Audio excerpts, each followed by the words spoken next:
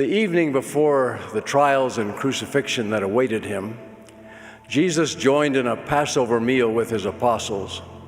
At the end of this Last Supper, in a sacred intercessory prayer, Jesus petitioned his Father in these words, "Holy Father, keep through thine own name mine apostles, whom thou hast given me, that they may be one as we are."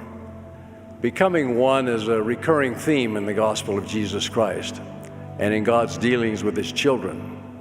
Where God prevails in all hearts and minds, the people are described as in one, the children of Christ. Becoming one in Christ happens one by one.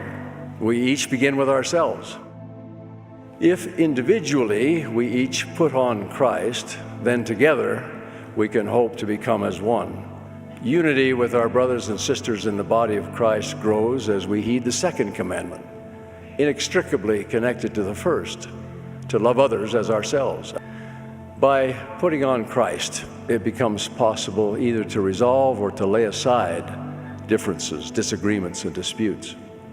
Unity does not require sameness, but it does require harmony.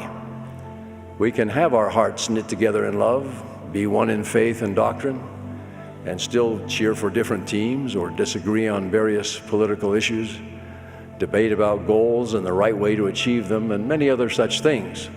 But we can never disagree or contend with anger or contempt for one another. It is only in and through our individual loyalty to and love of Jesus Christ that we can hope to be one.